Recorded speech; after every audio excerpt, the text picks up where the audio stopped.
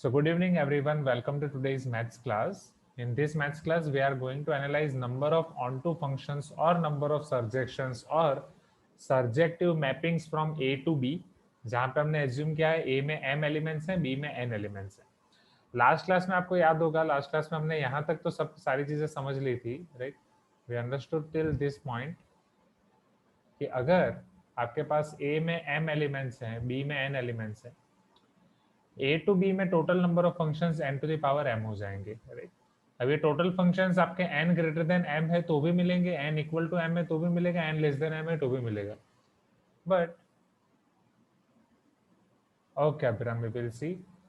Now if we think about onto function, तो onto function के लिए n equal to m के लिए आपका फंक्शन ऑन टू हो सकता है, n लेस देन m के लिए हो सकता है. n less than m means जो b के एलिमेंट है वो कम है, a के एलिमेंट ज्यादा है, तो अब भी यहाँ पे आपका ऑन टू हो सकता है. ऑन टू मतलब आपका रेंज एंड कोडोमेन सेम हो जाए. बट अगर a में एलिमेंट कम है और b में एलिमेंट ज्यादा है, एज फॉर एग्जांपल a में एलिमेंट कम है, b में एलिमेंट ज्यादा है, राइट? उसका शायद एग्जांपल यहाँ पे हमने नहीं लिखा, तो वो आपका ऑन टू नहीं बन पाएगा. क्योंकि अगर a में सिर्फ दो एलिमेंट है, राइट? a के एलिमेंट m है, b के एलिमेंट n है. a में अगर सिर्फ दो एलिमेंट है, b में तीन एलिमेंट है, तो वहां ज्यादा से ज्यादा आप दो इनपुट से दो आउटपुट निकाल सकते हो, तो एक आउटपुट तो एक्स्ट्रा ही रह जाएगा. Are you getting my point, right? So in short I can say n minus m output तो आपके ऐसे ही बच जाएंगे, तो ये आपका ऑन टू नहीं हो पाएगा. Am I correct? तो ऑन टू के लिए पहले हमें कंडीशन ये मिल जाएगी कि n greater than m possible नहीं है, n लेस देन और इक्वल टू m के लिए ऑन टू है. वन टू वन के लिए सेम उल्टा, अगर n इक्वल टू m है वन टू वन पॉसिबल है, n ग्रेटर देन m है वन टू वन पॉसिबल है, n माइनस m इनपुट यहाँ पे बच जाएंगे, right? But n less than m में वो फंक्शन ही पॉसिबल नहीं होगा. नहीं, n ग्रेटर देन m में sorry n minus m output ही बच जाएंगे, right? That will be exactly into and one to one function and into function. And n less than m में वो फंक्शन ही नहीं बन पाएगा, राइट? क्योंकि यहाँ पे m माइनस n आपके इनपुट बच जाएंगे. Is this clear? यहाँ तक सबको क्लियर है? इसमें कोई डाउट नहीं होगा, right? I hope it is clear. Number of into function भी हमने देख लिया था, राइट? फिर हम एग्जांपल लेके इसको समझ रहे थे, ऑन टू इनटू. एंड इसमें मैं यहाँ पे थोड़ा कंफ्यूज हो गया था, हमारे पास टाइम कम था तो अच्छे से देख नहीं पाए थे. अब इसको अच्छे से देखते हैं. ऊपर वाली सारी कंडीशंस क्लियर है एवरीवन? क्या उसे एक बार वापस एक्सप्लेन करने की जरूरत है? अगर जरूरत है तो you can tell me yes, तो मैं आपको वापस एक्सप्लेन करूंगा. अगर जरूरत नहीं तो डायरेक्टली आगे बढ़ते हैं. Shall we proceed? चलो अब इधर ध्यान दो. मैंने ये बोला था कि हम ये अप्रोच यूज करेंगे, number of onto functions will be equal to total number of functions minus number of into functions. Total number of functions आपके कितने होते हैं ये आप सबको याद होगा. Total number of functions n to the power m, total number of functions from a to b n to the power m. हर एक एलिमेंट के साथ n आप आउटपुट को कनेक्ट कर सकते हो, राइट? एक इनपुट से n आउटपुट को, मतलब हर एक के लिए n ऑप्शंस है, n में से कोई भी एक, राइट? सो n में से कोई भी एक, n में से कोई भी एक, nc1 nc1 nc1 n into n into n m times it is n to the power m. Total number of functions आपको पता है already, n to the power m. You need to find out number of into functions. Number of into functions हम find करने की कोशिश करते हैं. अब इसको समझना.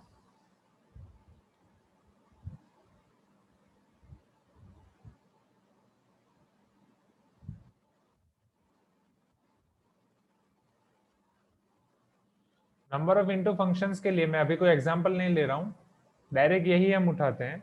यहाँ पे m एलिमेंट्स है, यहाँ पे n एलिमेंट्स है. चलो अब मुझे ये समझाओ, इनटू का मतलब क्या होता है? Range of f is not equal to codomain of f. Am I correct? हाँ या ना everyone? Right? Siddharth, Shrihari, Raunak, Pranjal, Koshi, Aryan, Abhiram. Range of f is not equal to codomain of f. मतलब कोडोमेन में एटलीस्ट एक एलिमेंट तो बच जाएगा. कोडोमेन में कितने एलिमेंट बच सकते हैं? Please give me some response. Codomain में ऐसा हो सकता है या तो एक एलिमेंट बचा है, केस वन, B1 को छोड़ के बाकी सारे के सारे आपके आउटपुट आ रहे हैं. फिर उसमें वो मैनी टू वन हो, वन टू वन हो, वो कुछ भी हो, वो बात की बात है. अभी हम सिर्फ ऑन टू देख रहे हैं. इज दिस या सिर्फ इन टू देख रहे हैं? इज दिस क्लियर और नॉट? हाँ या ना? मान लो कि B1 को छोड़ के बाकी के सारे कवर हो गए। यहां तक क्लियर है? यस, वेरी गुड अभिराम। सेकंड केस आपका ये पॉसिबल होगा कि दो एलिमेंट को छोड़ के, वैसे B1 को छोड़ के ऐसे बहुत सारे होंगे, राइट। फर्स्ट केस मतलब वो ऐसे सारे एलिमेंट ले रहा हूं जिसमें ऐसे सारे केस ले रहा हूं जिसमें एक एलिमेंट को कोई इनपुट नहीं मिलेगा, राइट, या एक एलिमेंट आपका बच जाएगा कोडोमेन में। सेकंड स्टेप ऐसा हो सकता है दो एलिमेंट्स बच जाएंगे। तो मान लो B1 और B2, उसको छोड़ के ये सब होगा, हाँ या ना?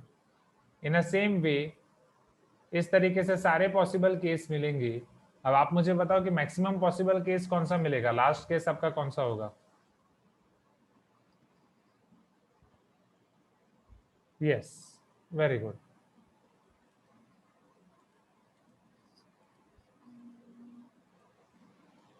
n-1, यस, क्योंकि किसी एक को तो पकड़ना ही पड़ेगा ना। अगर वो मैनी टू वन भी हो रहा है तो किसी एक एलिमेंट को तो पकड़ना पड़ेगा, राइट। तो यहाँ पे आपके n-1 एलिमेंट छूट जाएंगे। ये आपका n-1 वाला केस होगा, लास्ट केस, जिसमें आपके n-1 एलिमेंट्स के लिए कोई इनपुट नहीं मिलेगा, right. Literally many to one function. Is this clear? हाँ, जो ओवेश बोल रहे हैं कि सर ये लास्ट वाला आपका कांस्टेंट फंक्शन हो जाएगा, कोई भी इनपुट डालो आउटपुट बी नहीं आएगा। तो इन शॉर्ट अगर इसके बारे में बोलूं तो इसका मतलब यही है कि इनटू फंक्शन के लिए b1 b2 bn इन सब में से एटलीस्ट एक एलिमेंट ऐसा होना चाहिए जिसकी कोई प्री इमेज नहीं है, जिसके लिए कोई इनपुट नहीं है। So total number of into function के लिए आपको ये आइडेंटिफाई करना पड़ेगा, number of functions in which at least one element of set B is not having pre-image in A. Am I correct? At least एक एलिमेंट आपका बी का ऐसा होगा जिसकी प्री इमेज नहीं है। एटलीस्ट का मतलब एक एलिमेंट की भी नहीं हो सकती है इमेज, दो की भी नहीं हो सकती है, तीन की भी नहीं हो सकती, n-1 की भी नहीं हो सकती। Am I correct? हाँ या ना? Please give me some response. अब यहाँ से इसी तरीके से आगे बढ़ सकते हैं। अब मैंने ये number of onto function से पहले, अगर आपको याद हो, जब लास्ट एडवांस क्लास हमने शुरू किया था, मैंने सिग्मा वाला कंसेप्ट आपको याद कराया था, sigma A1 union A2 union A3 up to N. मैंने बोला था ये हमें बहुत काम आने वाला है, राइट। ये वाला जो मैंने आपको बोला था, it is nothing but inclusion exclusion identity, right. यहाँ पे एग्जैक्टली आपका वही अप्लाई होने वाला है।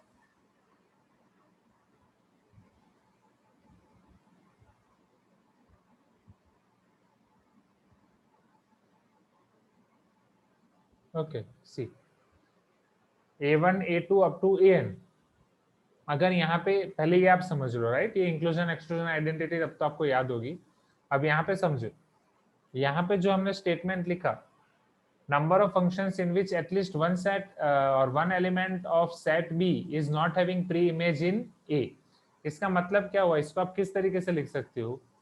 एटलीस्ट वन एलिमेंट का मतलब वन एलिमेंट से शुरू होगा, इधर वन एलिमेंट या टू एलिमेंट या थ्री एलिमेंट या फोर एलिमेंट या an element, sorry n-1 element, उन सबका आपका प्री इमेज नहीं है किसमें? ए में। Am I correct? Please give me some response. तो इसे मैं ऐसे लिख सकता हूं, एलिमेंट्स को, हर एक केस को मैं डिफाइन कर रहा हूं, राइट। केस को डिफाइन करने के लिए एक केस को मैं दे रहा हूं E1 नाम, समझना। Number of, this is first case, E1 union E2 union E3 up to union En-1। E1 का मतलब क्या है? E1 वो वाले सारे केस होंगे जिसमें बी सेट के एक ही एलिमेंट, एक एलिमेंट के लिए कोई प्री इमेज नहीं है। E2 वो सारे केस होंगे, राइट, E2 वो सारे केस का सेट होगा। सेट के थ्योरम में मैं लिख रहा हूँ, सेट के टर्म में मैं लिख रहा हूँ, जिसमें वो सारे फंक्शंस हम लिखेंगे जिसमें दो एलिमेंट बी के कवर नहीं हो रहे, दो एलिमेंट बी के, सारे दो एलिमेंट के लिए कोई प्री इमेज नहीं है। E3 वो सारे केस होंगे जिसमें बी के तीन एलिमेंट के लिए कोई प्री इमेज नहीं है। एंड सिमिलरली En-1 वो सारे केस होंगे जिसमें n-1 एलिमेंट्स के लिए कोई प्री इमेज नहीं है। यहां तक क्लियर? पहले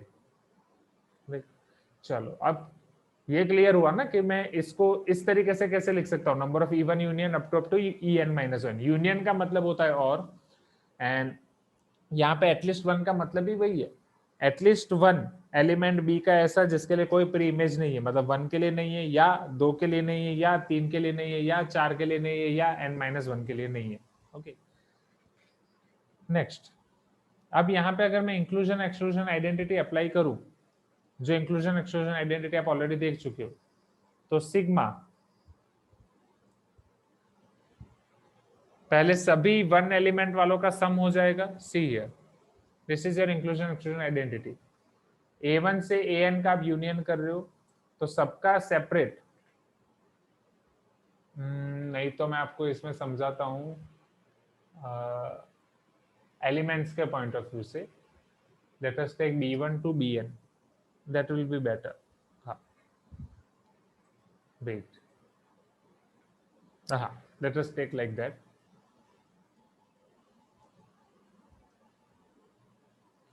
सॉरी, इसको दूसरे पॉइंट ऑफ व्यू से समझते हैं। B1 element, B2 element, B3 element, BN element. हाँ, अब यूनियन करने से हमारे पास सारे केस पॉसिबल आ जाएंगे। क्यों? इनटू में B1 का मतलब ऐसे केस हमें उठाने हैं जिसमें B1 की कोई प्री इमेज नहीं है, B2 मतलब B2 की कोई प्री इमेज नहीं है। अब यहाँ पे यूनियन आप कर रहे हो तो पहले B1 यूनियन B2 की कोई प्री इमेज नहीं है, हर दो की पैर ले रहे हो तो B1 और B3 की कोई प्री इमेज नहीं है, B1 और BN की कोई प्री इमेज नहीं है, लाइक दैट। फिर हर तीन की आप उठा रहे हो इस तरीके से, एंड फाइनली हाँ, एन की कोई प्री इमेज नहीं है। Let me copy paste that, so it will be important for us, it will be helpful to us.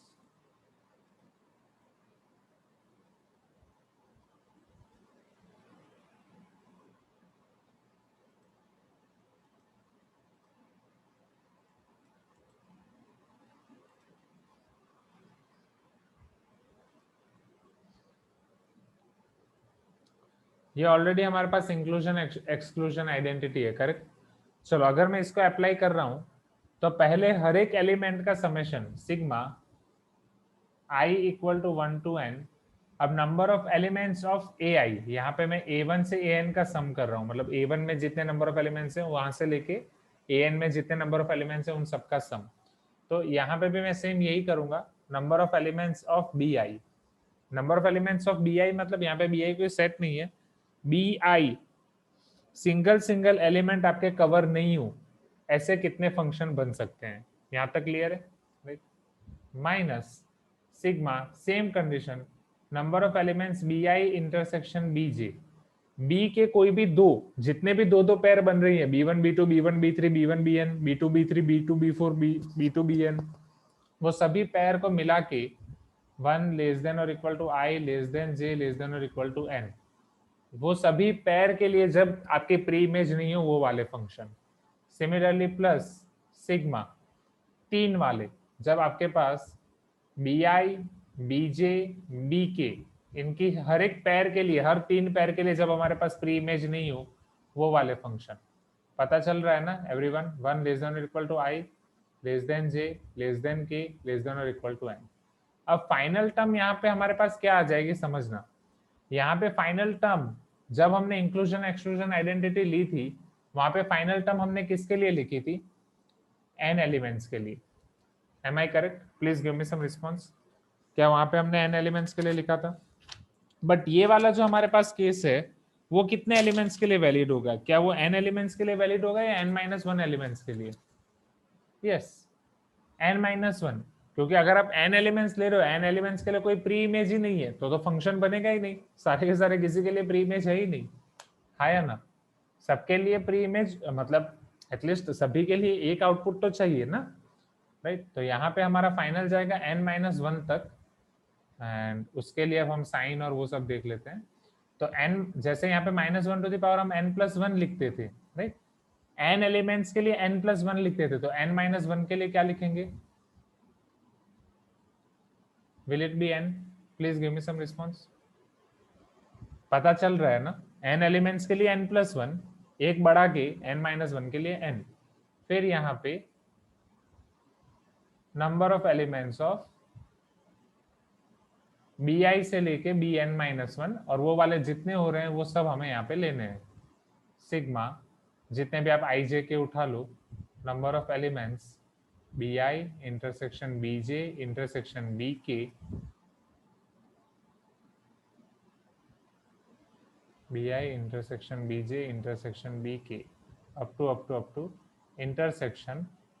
अब यहाँ पे आप जिस तरीके से नाम दो एलिमेंट्स को, जे के एल, सपोज वो थोड़ा लिखना कॉम्प्लिकेटेड हो जाएगा। सपोज मैं यहाँ पे बी कौन सा लिखें, बी डब्ल्यू लिख देता हूँ अभी के लिए, राइट, जहाँ पे 1 लेस देन और equal to I less than J less than K less than W less than N. Am I correct? ये सारे n-1 है। अब वो n-1 आपके कोई भी हो सकते हैं, किसी भी एक को निकाल के सारे n-1 बनेंगे। Are you getting my point? क्योंकि i से शुरू करके अब फिर n-1 तक जाना, तो w आएगा, x आएगा, y आएगा, z आएगा, कि उसके बाद नया शुरू करना पड़ेगा, वो बात की बात है। तो अभी के लिए मैं बस ये रिफर कर रहा हूँ कि आपके n-1 एलिमेंट्स के लिए है, n-1 एलिमेंट्स के लिए है, इसलिए यह -1n है। आई होप पहले यहाँ तक क्लियर हो गया होगा, राइट? अगर यहाँ तक क्लियर है तो फिर हम आगे बढ़ते हैं।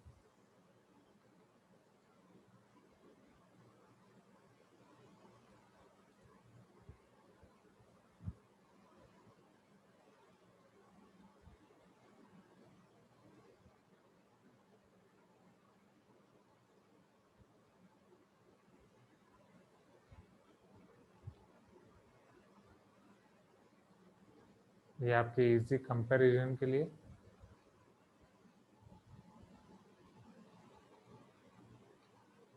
चलो अब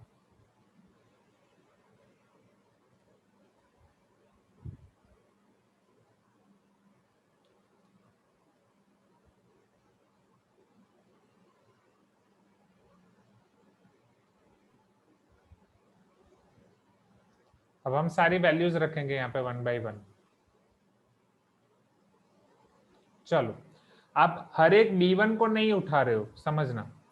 अब पहले आपके पास कितने फंक्शंस अवेलेबल होते थे, एकदम फर्स्ट केस याद करते हैं वापस। ये याद करो, ये n⁻m हमने कहां से लिखा था, कि हर एक इनपुट के लिए आप कंसिडर करते थे आपके पास कितने आउटपुट हैं। जैसे a1 के लिए आपके पास कितने आउटपुट थे, राइट? a1 आपका बाहुबली है, देवसेना है, दोनों में से जो भी हो, उसके पास अब n ऑप्शंस हैं, n में से किसी भी एक को मार सकता है, हाँ या ना? इन अ सेम वे a2 के पास कितने ऑप्शंस थे, सेम n। am के पास कितने ऑप्शन थे, n, राइट? n में से कोई भी एक उन सबको पसंद करना था। So n into N into N, n⁻m, इस तरीके से ये हमारा आया था। Am I correct? क्योंकि उसी चीज को हम वापस अब कंटिन्यू करने वाले हैं। पहले यहाँ तक क्लियर है? Please give me some response everyone.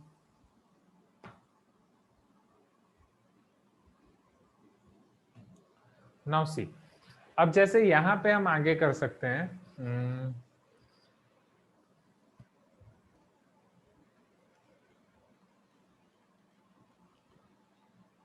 एक एलिमेंट को आप नहीं ले रहे हो, सपोज b1 को नहीं ले रहे हो, तो a1 के पास कितने ऑप्शंस है, अब आप मुझे बताओ। टोटल n ऑप्शंस है, n में से एक आपने हटा दिया, तो अब a1 के पास कितने ऑप्शन है, n-1। Am I correct? In the same way a2 के पास कितने ऑप्शन है, n-1। a3 के पास कितने ऑप्शन है, n-1। am के पास कितने ऑप्शन है, n-1। सबके पास n-1 ऑप्शन होंगे। अगर सबके पास n-1 ऑप्शन होंगे, सारे एलिमेंट m है, तो मैं n-1 लिख सकता हूँ, हाँ या ना? n-1 अगर मैं सिर्फ b1 को निग्लेक्ट कर रहा हूं, तो सिर्फ मैंने b1 को निग्लेक्ट किया, ओके। अब मुझे ऐसे सबका समेशन करना है, सिर्फ b1 नहीं, मुझे सबका समेशन करना है, जहां पे मैं सिर्फ b1 को नहीं, एक केस ऐसा आ जाएगा कि मैं सिर्फ b2 को निग्लेक्ट कर रहा हूँ, एक केस ऐसा आ जाएगा कि जिसमें मैं सिर्फ b3 को निग्लेक्ट कर रहा हूँ, एक केस ऐसा आ जाएगा कि जिसमें मैं सिर्फ b4 को निग्लेक्ट कर रहा हूँ। Are you getting my point everyone? पहले b1 b2 b3 इस तरीके से एक एक करके सबको निग्लेक्ट कर रहा हूँ, ठीक। तो ऐसे टोटल कितने एलिमेंट्स है मेरे पास जिनको मुझे निगलेक्ट करना है? n एलिमेंट्स को, हाँ या ना? राइट, टोटल n एलिमेंट्स में से सबको एक एक करके निगलेक्ट करता जा रहा हूं, nc1 n-1 to the power m। Total n बार मुझे इतना करना पड़ेगा, nc1 n टाइम्स।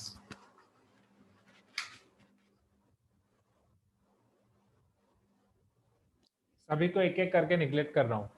यहां तक क्लियर है? Can we move to next point now? एक एक एलिमेंट वाले सारे क्लियर हैं? जिनके लिए हमारे पास प्री इमेज नहीं होगी, एक एक एलिमेंट को छोड़ के सबके लिए हमारे पास प्री इमेज नहीं होगी, वाले क्लियर, राइट? मीत, जय शरण, ओके, कोशी। चलो नेक्स्ट, अब मुझे दो दो एलिमेंट को छोड़ना है।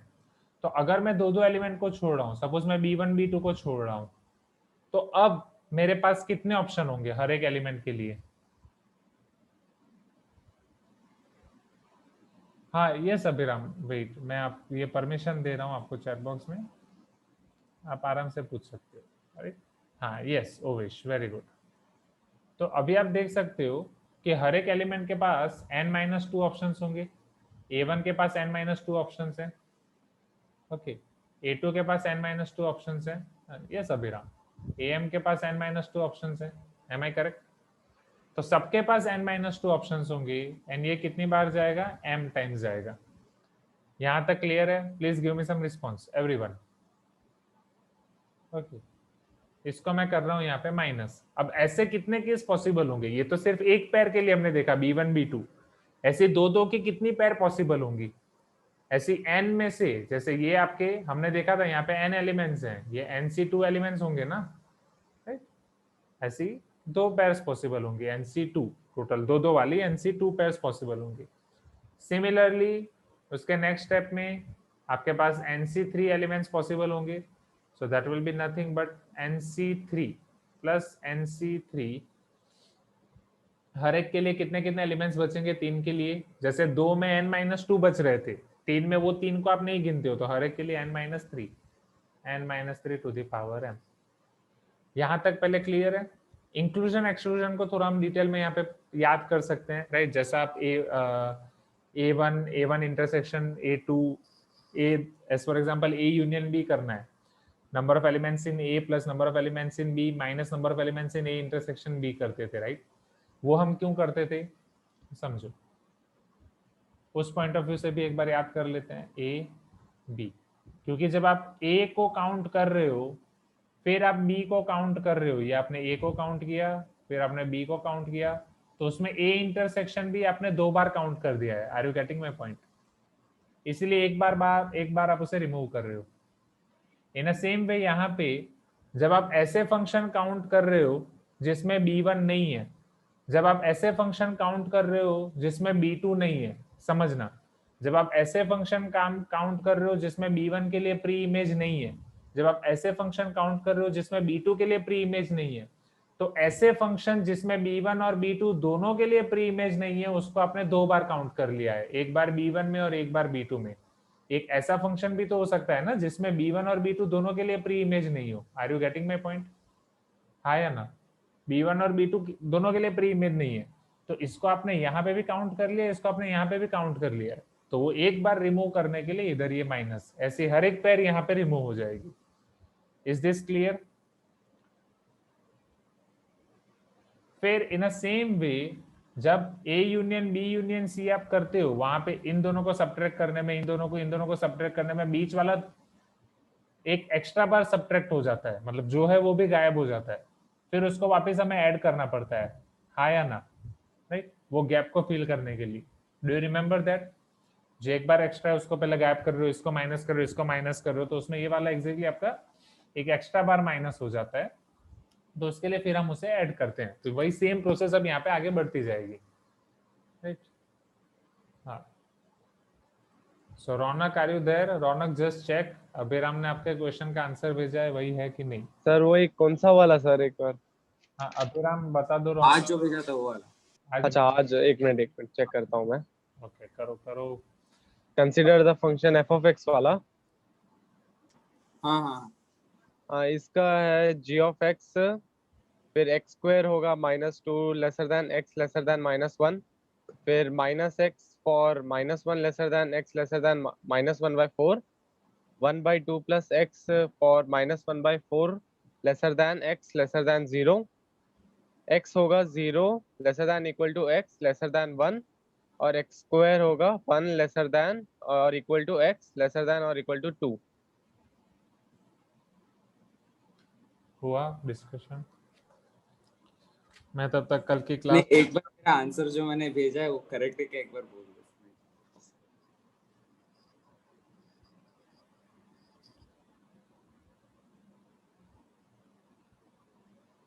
चैट बॉक्स में आप रौनक अभिराम का आंसर देख सकते हो. अभिराम वही पूछ रहा है, राइट? वही ना अभिराम?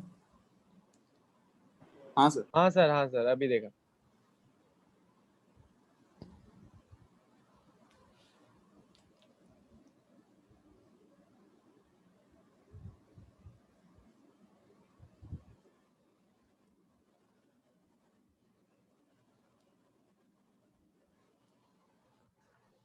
नहीं सर वो तो नहीं है.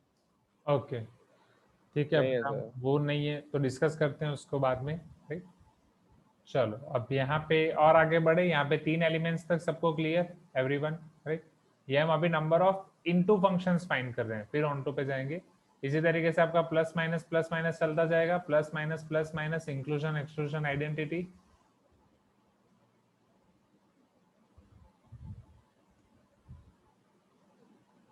माइनस यहाँ पे आगे बढ़ते हुए plus -1 to the power n हो जाएगा वो, राइट? क्योंकि यहाँ तक हम कर रहे हैं. चलो अब n-1 एलिमेंट्स उठाने हैं आपको. जब n-1 एलिमेंट्स उठाओगे सबके लिए एक ही ऑप्शन बचेगा, हाँ या ना?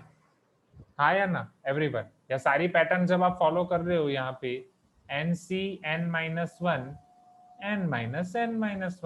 राइट?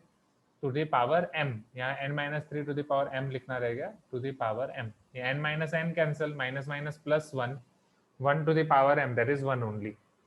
यहाँ तक क्लियर है everyone? You can tell me yes. ncr equal to ncn minus r, तो ncn-1 वो आपका nc1 भी हो जाएगा.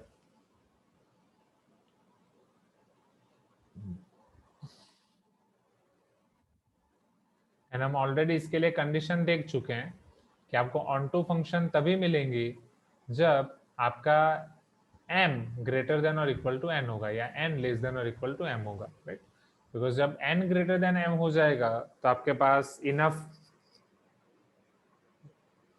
इनपुट ही नहीं होंगे कि वो सबको कवर कर पाए, right? So here your m should be greater than or equal to n, or n should be less than or equal to m. m should be greater than or equal to n. तब ये possible है. And इसको और simplify करके लिख देते हैं. ये आपका इनटू फंक्शन हुआ. यहाँ तक क्लियर, राइट? यहाँ पे आप देख भी सकते हो 1 है तो आगे प्लस है, 2 के लिए माइनस है, 3 के लिए प्लस है, तो n-1 के लिए -1 to the power n same नहीं आएगा. ओके ये आपके नंबर ऑफ इनटू फंक्शन हुए. अब number of onto function के लिए बस टोटल फंक्शंस में से मुझे इसको सब्ट्रैक्ट करना है. Am I correct? हाँ या ना? ये आपका इनटू फंक्शन हुआ. ऑन टू फंक्शन के लिए बस मुझे इसको सब्ट्रैक्ट करना है. So now number of onto functions from a to b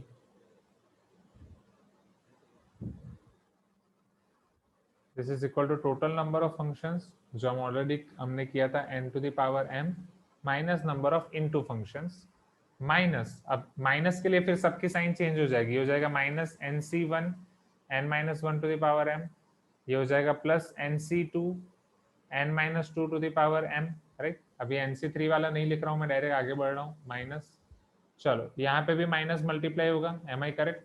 हाँ या ना एवरीवन? तो -1 to the power n into -1 to the power 1, इसको -1 टू द पावर n+1 लिख सकता हूँ मैं. You can tell me yes if you agree, right? Can I write this as -1 to the power n+1? This is equal to ncn-1, because ये तो 1 to the power m ही होगा. Yes Owais, अभी आ रहा हूँ उसी पॉइंट पे. ओके यहाँ तक क्लियर है? और ऑन टू फंक्शन वाली कंडीशन, n, हाँ ये nc2 है एग्जैक्टली. nc2 मैंने बीच में डिवाइड लिख दिया गलती से. here your n should be less than or equal to m or m should be greater than or equal to n.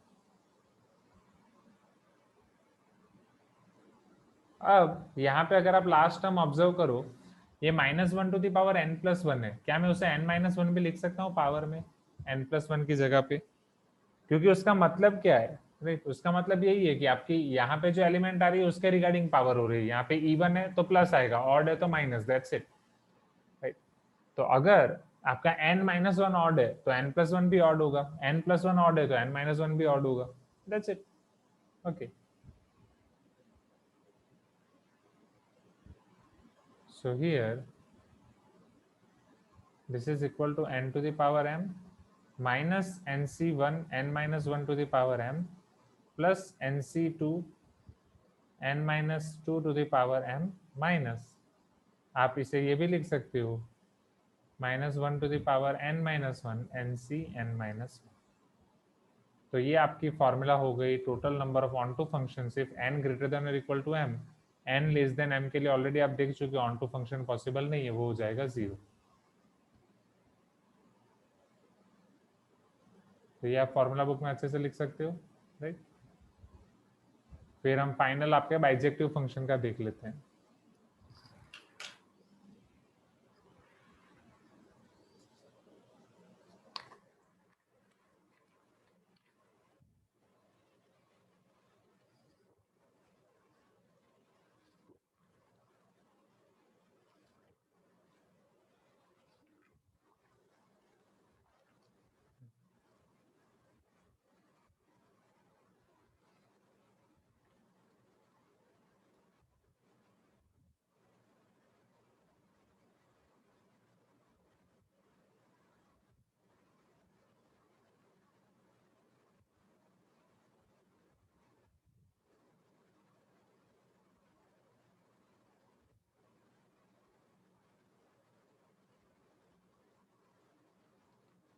जो भी लिखने के लिए कहीं भी जहां पे भी स्क्रॉल करना हो जस्ट टेल मी, ऊपर नीचे लेफ्ट राइट वो वाला लिख देते हैं फटाफट.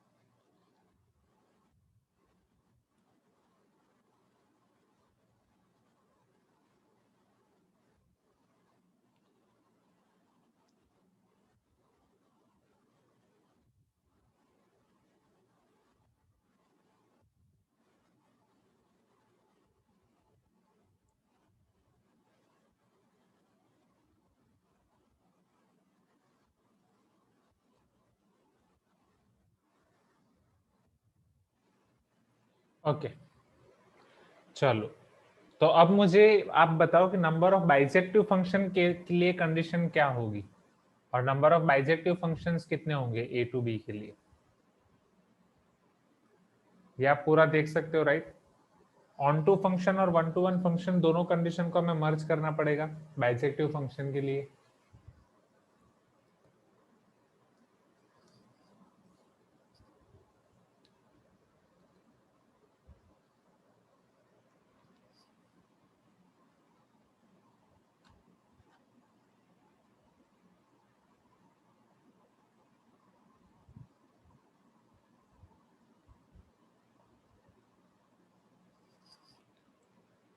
जल्दी जल्दी जल्दी जल्दी, ये दोनों कंडीशन होगी ना, दोनों के लिए कॉमन कंडीशन ये हो जाएगी ना n इक्वल टू m, हाँ या ना? और onto as well as 1 to 1 function.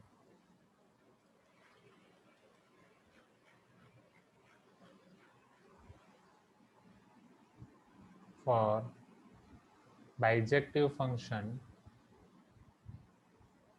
n equal to m. तो n इक्वल टू m के लिए अब अगर आप 1 to 1 फंक्शन फाइंड करोगे तो वो भी आपके बाई ऑलरेडी ऑन टू हो जाएगा, हाँ है ना। 1 to 1 फंक्शन मतलब वो हम कैसे फाइंड करते थे, याद करो। अगर पहले एलिमेंट के पास n ऑप्शन है तो दूसरे एलिमेंट के पास n-1, तीसरे के लिए n-2, हाँ या ना। राइट, इस तरीके से हम आगे बढ़ते थे, n-m-1, npm एग्जैक्टली हम ऐसा करते थे।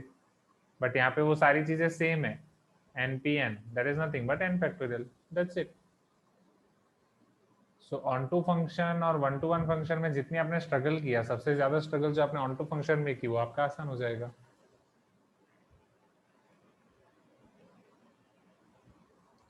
अभिराम एवरीवन में लिख दो अभी जो आपने भेजा है वो, राइट। तो ये आपका हो गया number of bijective functions from A to B. ये हो गया, यहां तक क्लियर है sir? Is there a simplified general case for onto mapping? Simplified general case मतलब उवेश कि n और m की कोई वैल्यू दे के कुछ क्वेश्चन पूछा हो ऐसा? ये सिंप्लीफाइड जनरल केस कि कम एलिमेंट हो तो कोई जनरल केस, छोटा केस, कुछ छोटा एक्सप्रेशन नहीं, इसमें ये बड़ा एक्सप्रेशन ही याद रखना है। छोटा बस वो आप मतलब इसका कंसेप्ट बस ये है कि आपको इसको याद रखना है, inclusion exclusion identity, that's it. एक को नहीं ले रहे हो, दो को नहीं ले रहे हो, तीन को नहीं ले रहे हो, इस तरीके से बढ़ते जाओ। ओके, तो यहाँ पे ये टॉपिक खत्म होता है। अब हम एडवांस क्वेश्चंस की तरफ बढ़े एवरीवन, राइट। इसके अलावा अब जो जो चीजें होंगी, जो जो फॉर्मूला होंगी वो हमें क्वेश्चन से ही मिलती जाएंगी।